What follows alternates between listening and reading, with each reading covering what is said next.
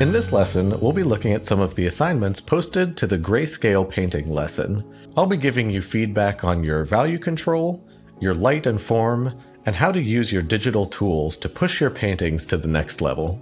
Remember that a lot of the things we talk about in this video will be pretty broad and will apply to a lot of different students. So even if your specific image doesn't get critiqued in this video, you can likely take a lot of the information that we cover and apply it to your own work. So let's get started.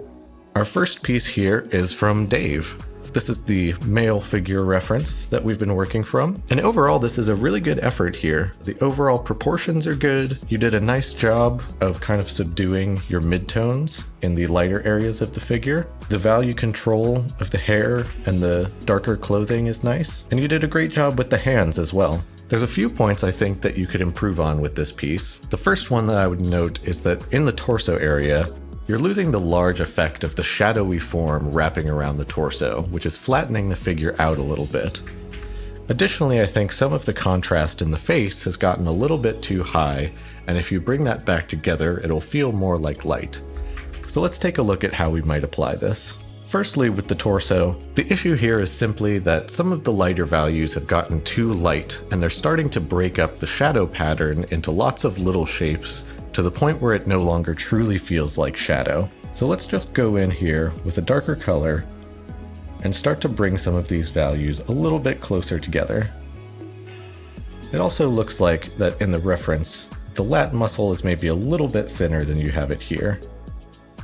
Now there are of course some areas in this shadow that are actually starting to peek into the light side of the figure, and we will want to account for those, but there's not very many when we really look closely at the reference.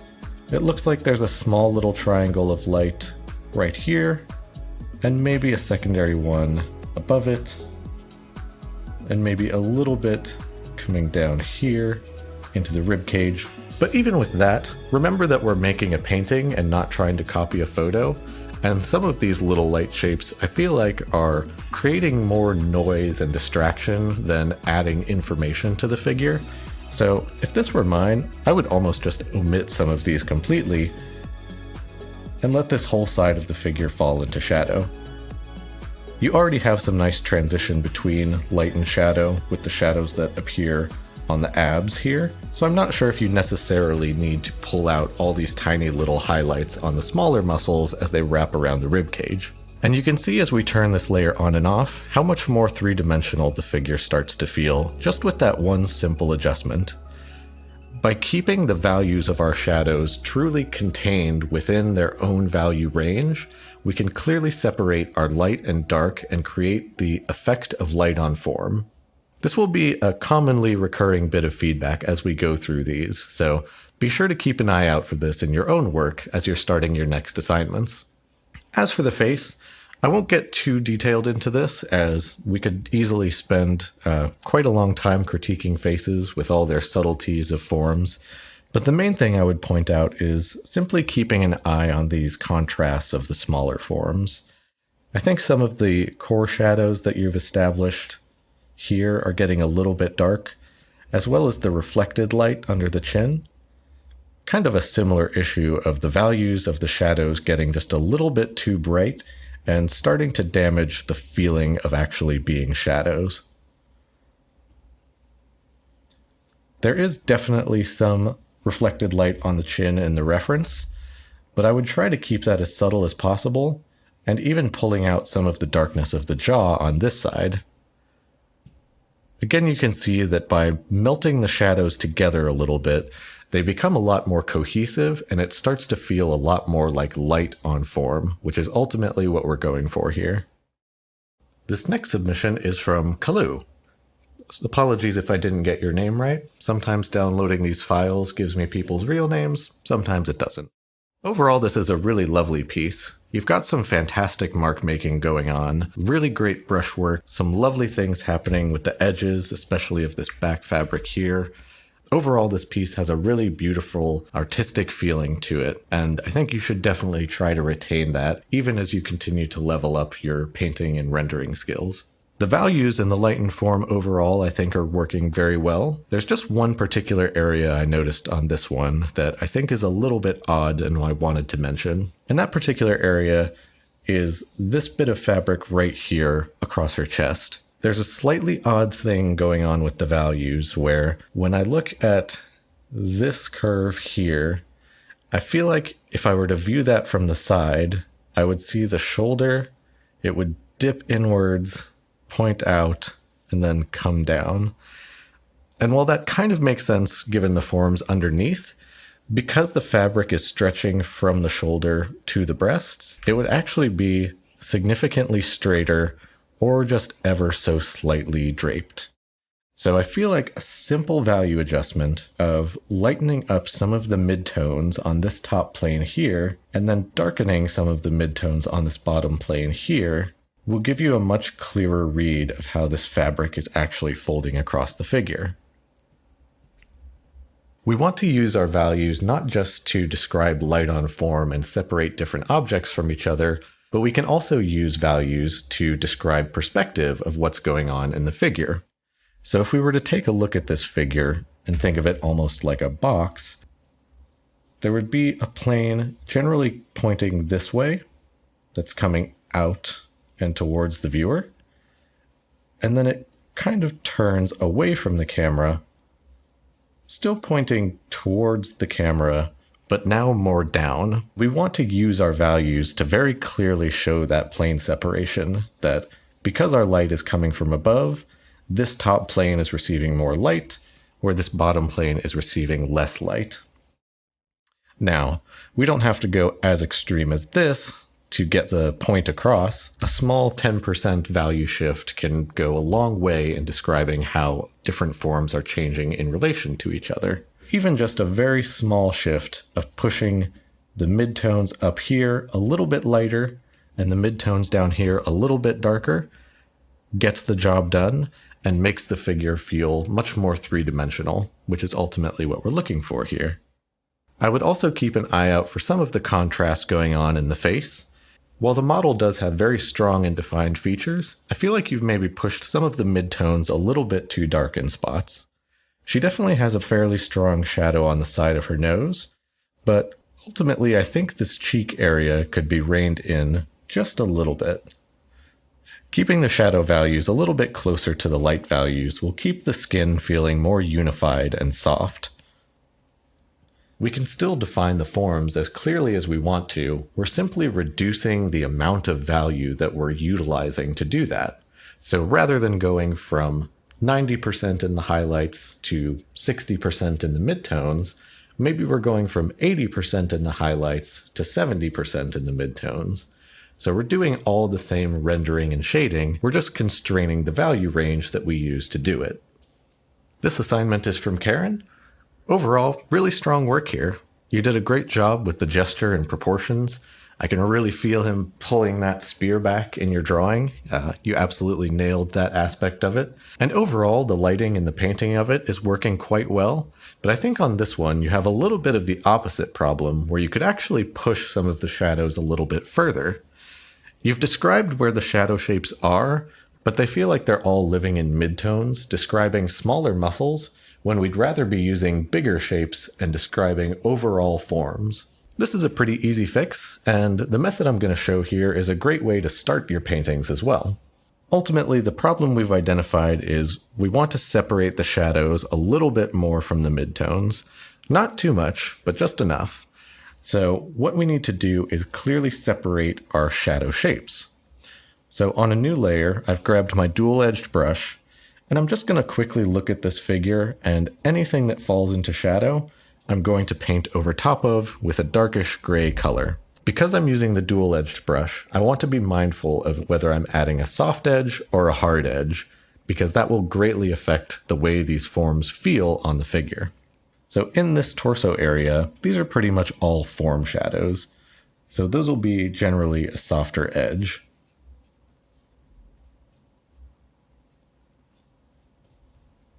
Similar to the previous assignment, we generally have the upper part of the chest pointing upwards towards the light, and then the belly underneath is rotating in space and beginning to point downwards away from the light.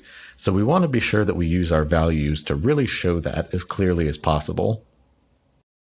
And although it's subtle because of all the bounce light in the reference, there is a pretty clear distinction of where this shadow pattern falls if you try to ignore some of those smaller muscles and focus exclusively on the larger shadow patterns.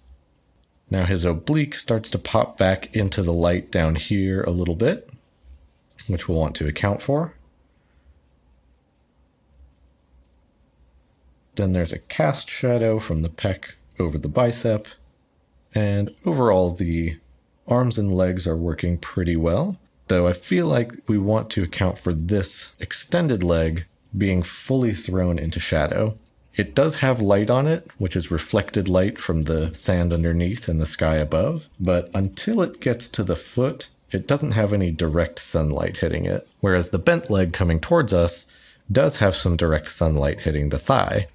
So we'll want to use our values to create a very clear distinction between those two to be sure that we're clarifying perspective and lighting direction with our values themselves. Once we've filled in all those shapes, I can simply pull the opacity down a little bit until it feels like I've separated my lights from my shadows effectively. And even just an opacity of 40%, I feel like that reinforces the shadows of the figures and starts to make it feel much more three-dimensional than it was previously. This is also a great way to work because it really forces you to decide what is light and what is shadow. If you're painting on a layer and filling in only the shadows at full opacity, then you have to make a decision. You can't be wishy-washy about it. And then once you've assertively decided this is my shadow pattern on the figure, then you can start getting into all the more subtle rendering and finessing of the forms that make it come alive. But starting with that clear separation of shadow is ultimately one of the most important things for achieving a realistic effect of light. This submission is from Kyrie. Overall, a really beautiful piece here. You've done a great job establishing the forms of this figure. It really feels three-dimensional on the page, which is fantastic. There's a couple small things I think we can address to improve it a little bit, but overall this is a really great figure study. The first thing is not so much to do with the figure, but more of the piece itself. Even if we're doing studies, we want to be mindful of shapes and composition.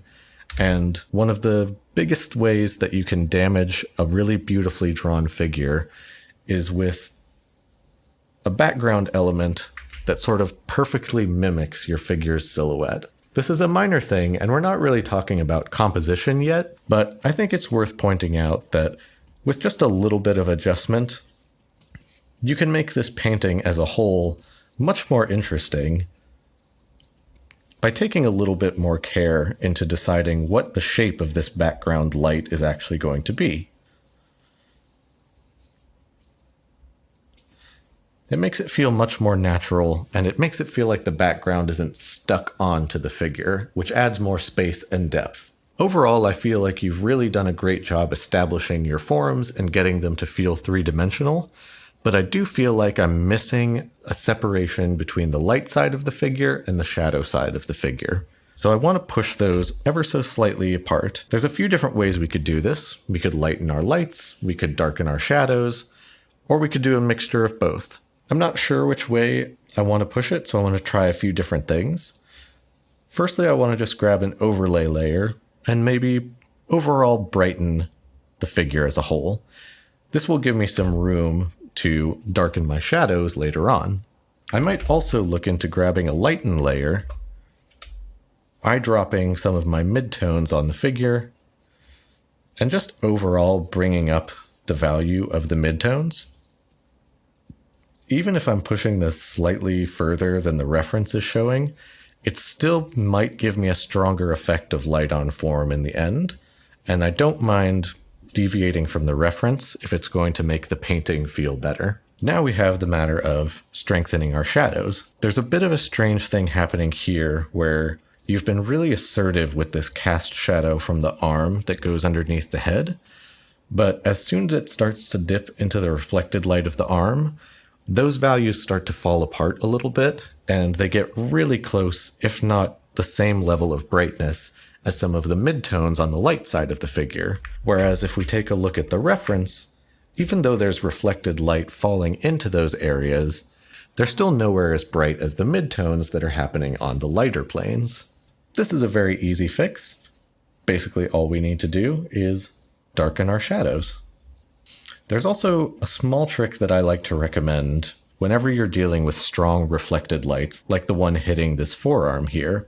A lot of times artists will start by painting in their shadows with a particular value that's appropriate for the shadows. And then they'll select that value and push it brighter to start adding reflected light. And this is where we start getting into a little bit of trouble, where our values of our shadows and our lights are overlapping to the point that they don't really feel like shadows and lights anymore. So rather than brightening our values to add reflected light, I personally find it more helpful to grab a darker value and look for areas of occlusion where the shadows are so deep that they're not receiving any light at all.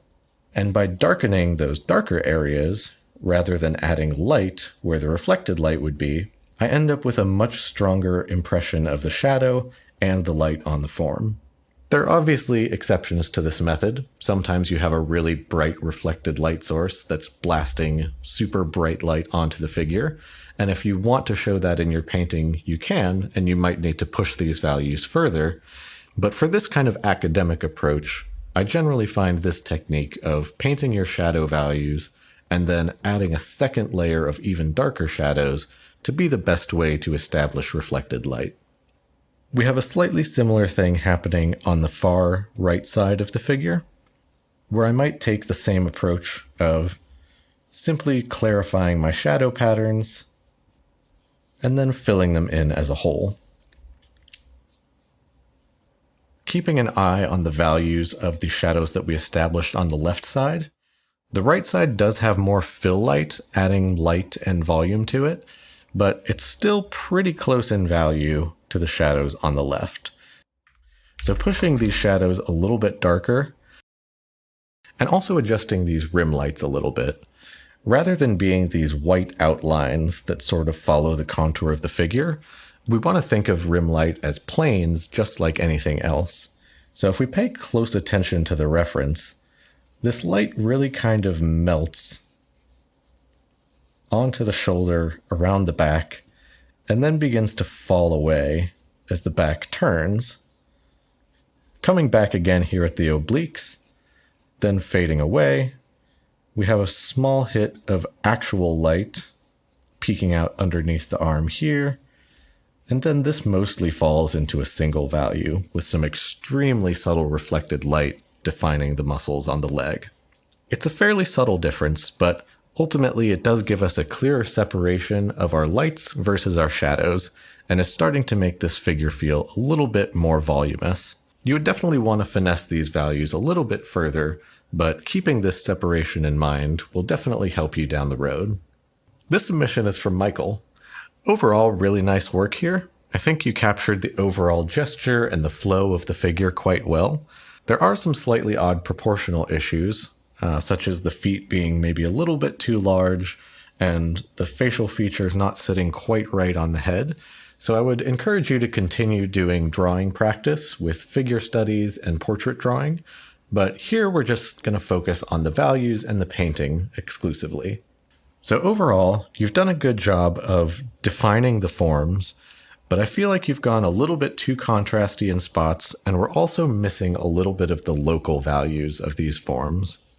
It feels like the skin and the cloth are generally the same value range and material, when in the reference we can pretty clearly see that the cloth is significantly darker than the skin. Obviously, you're free to deviate from the reference for artistic reasons, but I do feel like the reference gives us a little bit more clarity. It's easier to see what's going on when we have such a clear, distinct value shift between the fabric and the skin. This is a similar problem to what we've been discussing with our shadow areas, but in this case, it applies to an entire material surface.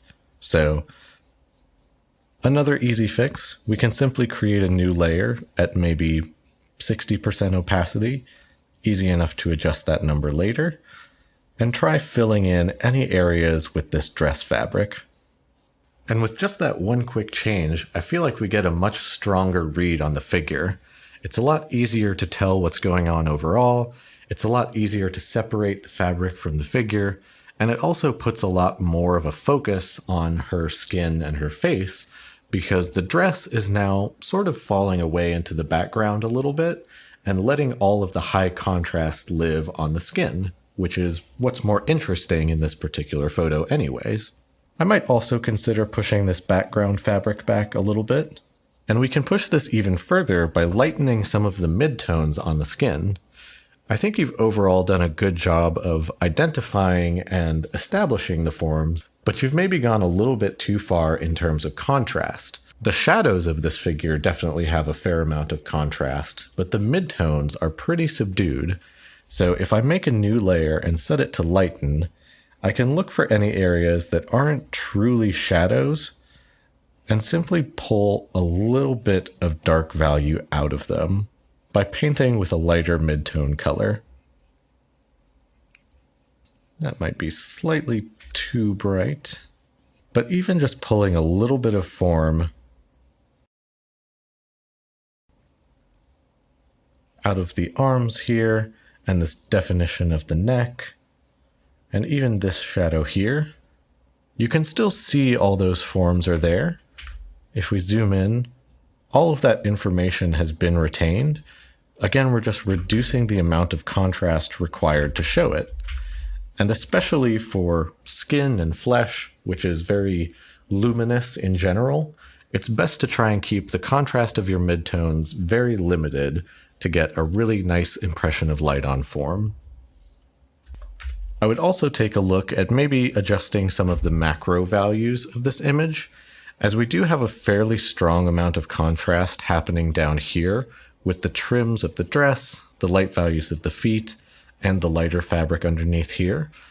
Ultimately, this painting is really about what's going on with her hand and her face, so we want to pull contrast towards these areas as much as we can while minimizing contrast in other areas. Again, this is a very simple fix. We can simply make a new layer, grab our darker background value, and reduce some of the contrast that's happening down here. Subtle adjustments can make all the difference in this area, so even with this barely visible layer tweak, I feel like we've pushed the focus of the image back up towards the portrait where we really wanted it to be in the first place. This submission is from John. Overall, a solid attempt here. There's some nice things happening in the painting, and especially the texture of the brushes that you're using.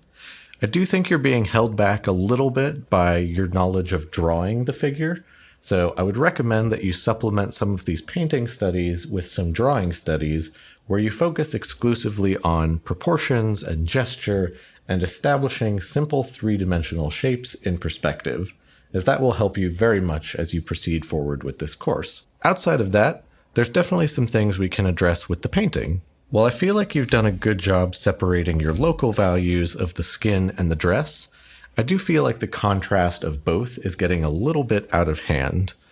Mainly in the dress fabric, I feel like the highlights that you've painted are starting to get a little bit too light, to the point where not only are they breaking away from feeling like light on a dark surface, but they're also breaching into the value range of the skin, which is again making it harder to separate those two different materials from each other. A similar fix here, grabbing some of our darker values and simply reeling back some of these highlights, will immediately start to do the trick. There's also a very handy rule that you can keep in mind for this kind of situation, where generally speaking, your shadow value will be about halfway between your lighter value and black. Let's break that down really quick. So if we have a surface that's basically pure white, and then we have black, the shadow of that surface will be about a 50% gray. If we then take a surface that's maybe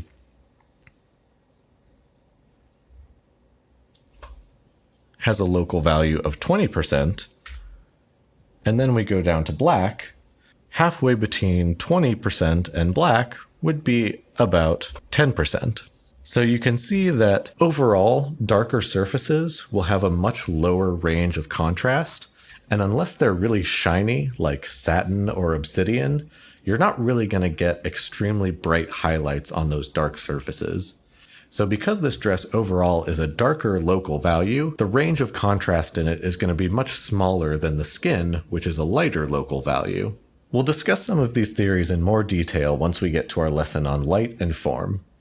I think this piece also has a slight issue with our darker background value very closely mimicking the silhouette of the figure. So to improve the overall composition of the piece, I would recommend letting those darker values kind of breathe out to the side a little bit more. We also have a similar issue here with the top and bottom planes of the chest not being super clearly described by the values.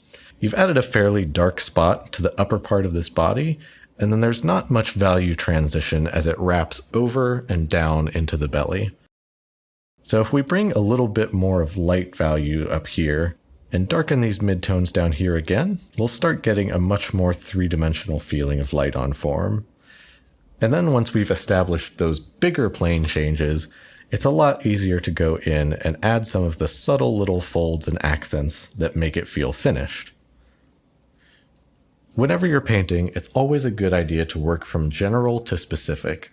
So start with the biggest planes and forms that you can possibly think of, like this top plane versus this bottom plane, or thinking of the arms as really simple cylinders with a light plane, a core shadow, and reflected light. And once you've established that very simple form, you can always go in later and carve out more detail, create more subtleties, add your details and highlights. But having that base foundation of a larger form will always make your figures feel more lifelike and three-dimensional. This assignment is from Patricia. Overall, very nice stuff happening in here. I'm really liking your gestural, flowy mark-making style. There's a lot of nice things happening with the way you've done the marks of the collar, and especially the way the marks of the beard are kind of flowing into each other. It has a very flowy and assertive Van Gogh kind of rhythm to these brush strokes, and I really like that, and I hope you keep that as you continue to develop your digital painting style. Where I do think you can improve here a little bit is your value control. Similar to what we've been talking about up to this point, we want to be a little bit more assertive with separating our lights and our shadows, and also different local values from each other. So this particular reference has a few different things we have to juggle. There's the local values of the skin, the collar, and the feather, which are all generally lighter, versus the hat, the beard, and the clothing, which is all generally darker. And then obviously we have the light source, creating both light and shadow areas on both of those two value ranges. You've done a good job overall separating these things, especially in the face and the beard, but I think once you get to the clothes, you started to lose your control of the values a little bit. Looking at our reference, we can see that the hat and the cloth are much darker local values, and so we'll want to be sure to reflect that in our painting. Pulling down the overall value of the light areas will not only feel more realistic, like light on form, but it will also put more focus and attention on the portrait, the skin, the collar, and the feather, which are sort of the more interesting focal points of this piece. By restraining the values of our darker areas and reducing the amount of contrast that we're using, we're creating a more realistic effect of light, and also bringing the viewer's attention back to the portrait, because all of a sudden this is the area that has the highest amount of contrast in the whole image. So now we've solved our problems of local value, but we also want to solve our problems of lighting. Overall, the lighting is working pretty well in this painting, but I do think you lost a little bit of the lighting on the collar here. In the reference, there's a pretty clear separation where, generally speaking, this whole area of the collar is in the light, and then basically everything else begins to fall into shadow. And I feel like you've started to establish that, where there are definitely some darker areas happening over here, but you're still using just as light of a light source for these curly frills over here. And this is a great area where we want to reduce contrast and limit information to be sure that our focus stays where it needs to be. Now, part of this can certainly be a matter of adjusting our values. If we simply grab a darker color and begin to pull some of these values a little bit closer together, they will generally remain lighter than the clothes underneath and his beard above. But by pulling these a little bit darker and possibly even pushing the light side a little bit lighter, we start to get a much clearer sense that the light is coming from above and to the left.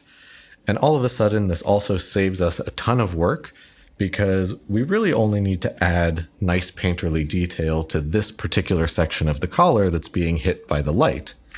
As soon as we move over onto this side of the collar that's purely in shadow, we can leave that pretty loose and interpretive, just enough information to tell the viewer what it is, but we don't have to labor over it and render every single fold and nook and cranny. This is a great way to save time when you're painting, and also to make your final paintings appear a lot more atmospheric and appealing. A slightly similar thing is happening on the portrait.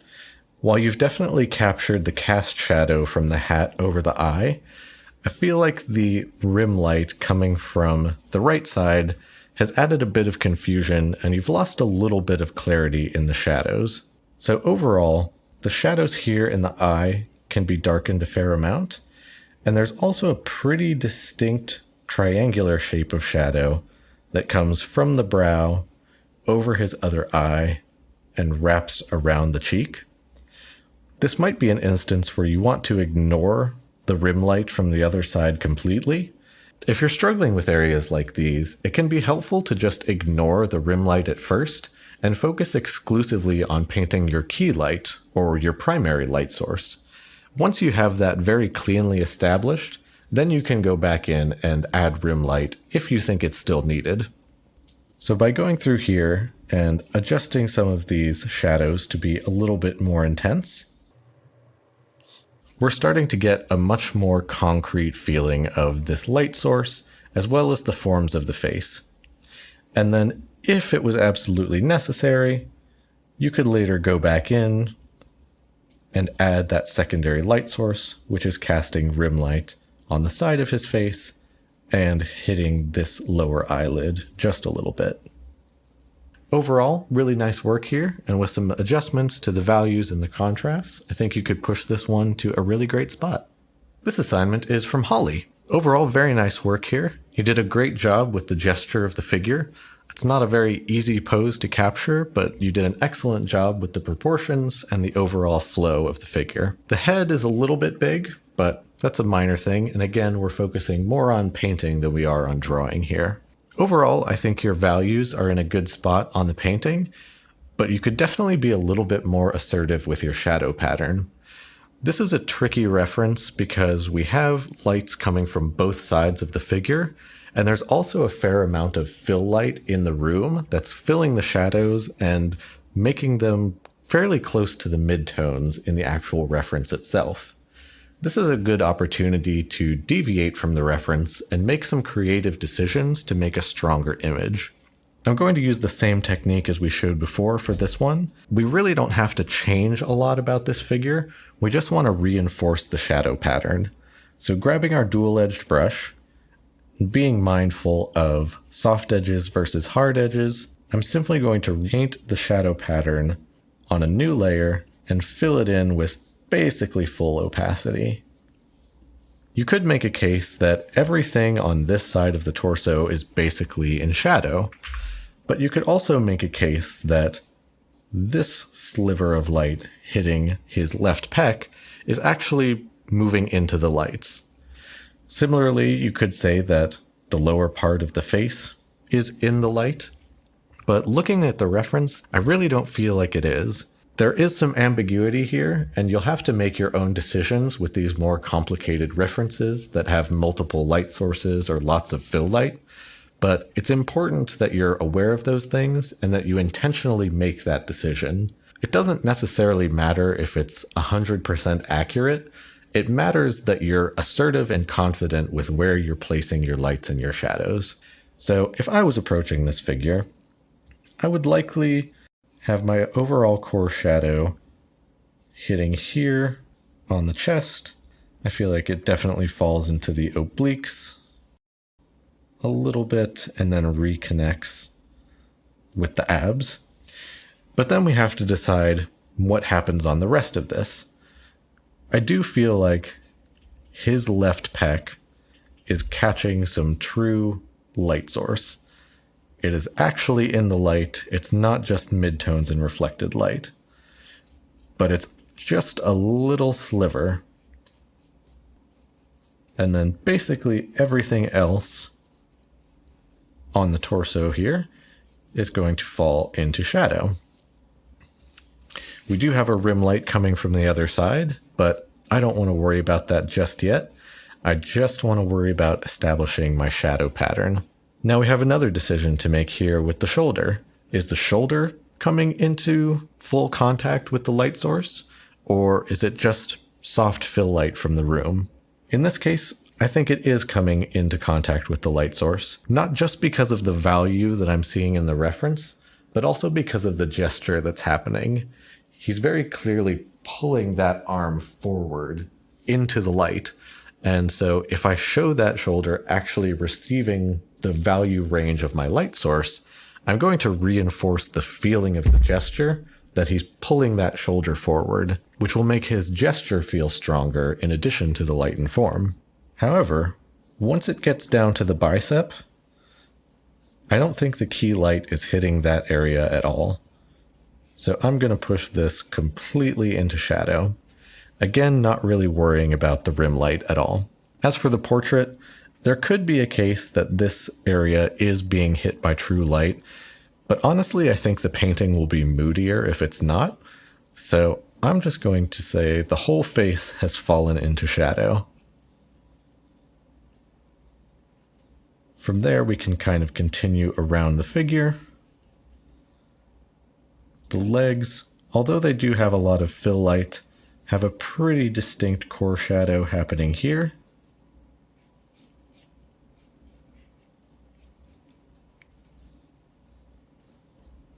Cast shadows on this raised leg, and some really great perspective shown by the shadows on the knee here that also wrap around the calf until we get to the foot.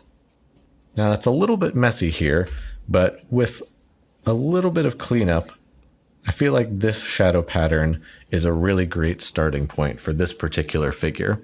So let's take a look at what happens when we pull this opacity down just enough to where our shadows start feeling like they're separated again. I think somewhere between like 30 and 50% is feeling good.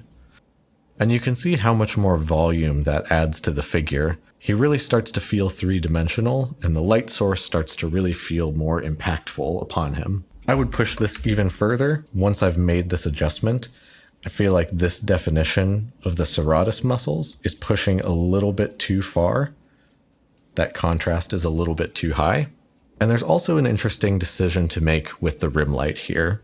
The reference does have very strong rim light coming from the right side, but you've also changed the value of the background on this particular figure. So if you push the rim light to the same value as the reference, you're actually going to start losing that side of the figure into the background. Now, this is a case where compositionally, we have to decide what's important. Do we want to be focusing on information in the light side of the figure? Is that the point of this gesture or this image or this story? Or do we want to be focusing on information in the shadow side of the figure? That can change depending on the figure, the lighting setup, and a myriad of other things.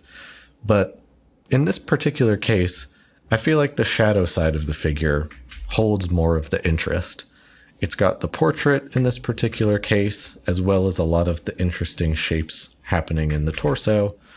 So I feel like we want to be focused more on the shadows and less on the lights in this particular image. So with that in mind, I feel like I would personally want to deviate from the reference and not add these very strong rim lights.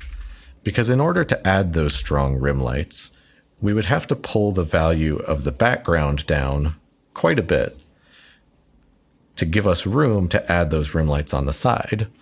And if we pull down the value of the background, we're reducing the contrast of the shadow side of the figure, making it ultimately less important in this image.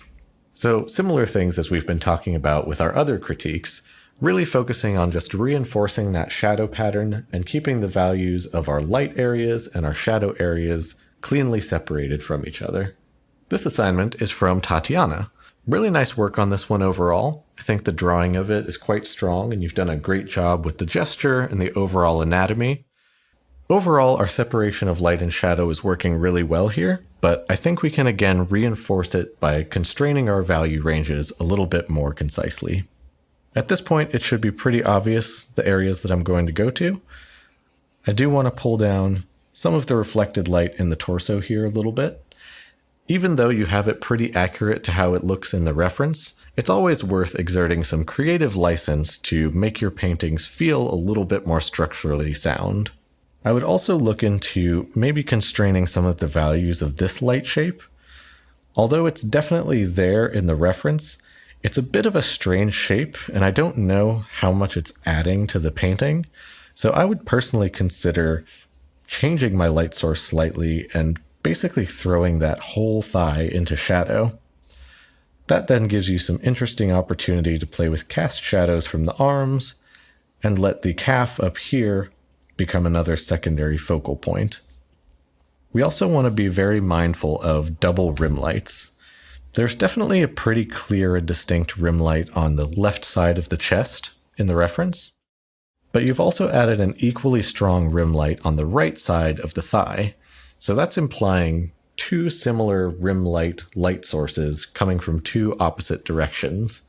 And when we start adding these white lines on both sides of a form, it really starts to flatten things out a bit. So I would personally take the rim light of the thigh and pull that down to be a little bit more like subtle reflected light. And then for the rim light on the chest, I would look for opportunities to make it into a more interesting shape, rather than just a single flat line that perfectly mimics the contour of the figure. You can even see in the reference that once the rim light gets to around here, it actually kind of disappears on the underside of this ab, and then reappears as the belly kind of folds into the crotch. Turning your rim lights into actual shapes rather than just white outlines will add a lot of dimension to your figures, and is a really common mistake that beginners tend to make, so watch out for this one in particular. After adjusting some of these values, I think we can also pull some of our midtones a little bit closer together, most notably in the elbow area of this raised arm.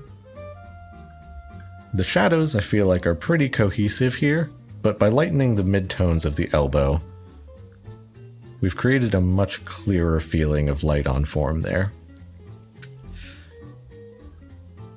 Overall, these are some pretty subtle value adjustments.